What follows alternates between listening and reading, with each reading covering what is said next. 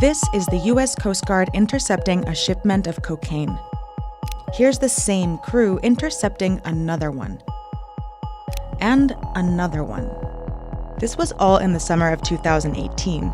They seized more than 9,000 kilos of cocaine that was headed to the U.S. That may sound like a lot, but it's just the tip of the iceberg. In 2017, the Coast Guard intercepted almost 227,000 kilos of cocaine here, along the Eastern Pacific. That's because the U.S. is the largest cocaine consumer in the world. And to get to the U.S., most of that cocaine has to travel this way, through Central America and Mexico.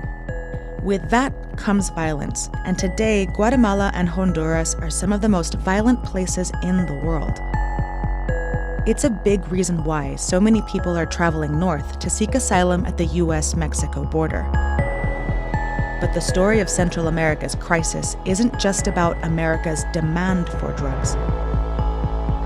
Another big part of it is America's war on drugs.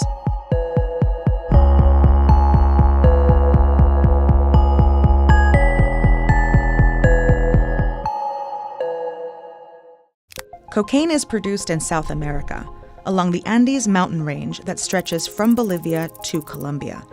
Starting in the mid-70s, most of the world's cocaine came from here, distributed by groups like the Medellin cartel led by Pablo Escobar. But they needed to get their product here, to the US, where by the late 80s, Americans were spending tens of billions of dollars on cocaine annually. And they did it this way. Cartels sent boats and planes loaded with cocaine through the Caribbean to South Florida. For example, Escobar's cartel primarily flew cocaine from Medellin to the Bahamas and then over to Miami. Miami is one of the principal branch offices for what can be called Cocaine Inc. It's got to be 4 or 5 times as much cocaine as we've ever seen before. The drug has killed at least 34 people just in South Florida so far this year.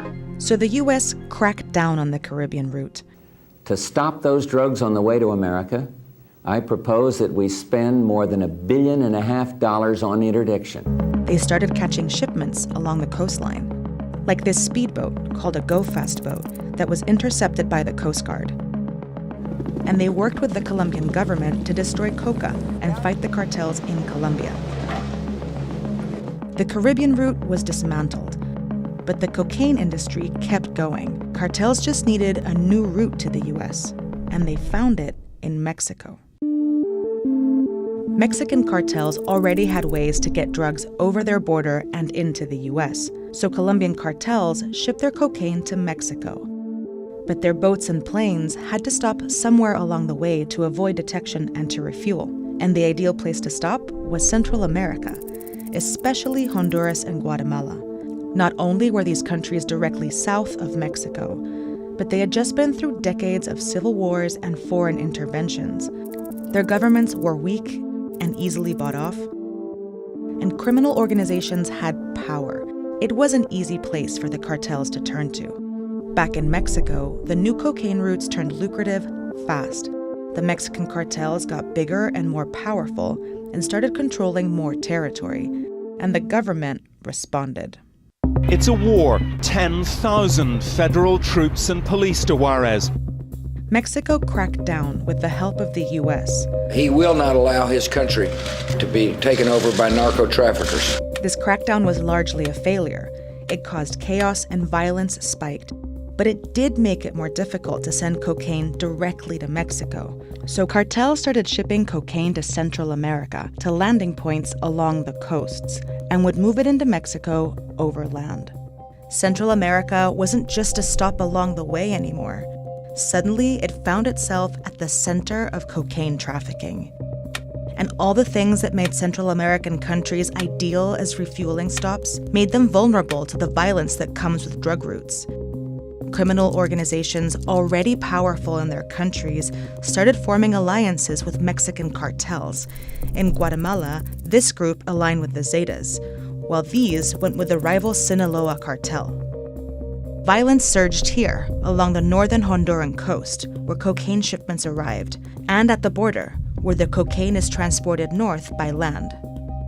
With violence on the rise, it was now Central America's turn to crack down. Throughout the region, governments embraced harsh policies to combat not just drug traffickers, but all organized crime. Policies backed, again, by the U.S. To find ways in which we can come up with more aggressive action plans to improve security. We have a shared responsibility when it comes to dealing with drug trafficking. Newly militarized police forces arrested thousands. Prisons filled up, but the violence didn't stop. And that's where we are today. Honduras and Guatemala have violent death rates on par with active war zones. And thousands of migrants are taking dangerous routes through Mexico to the U.S. to escape the instability and violence.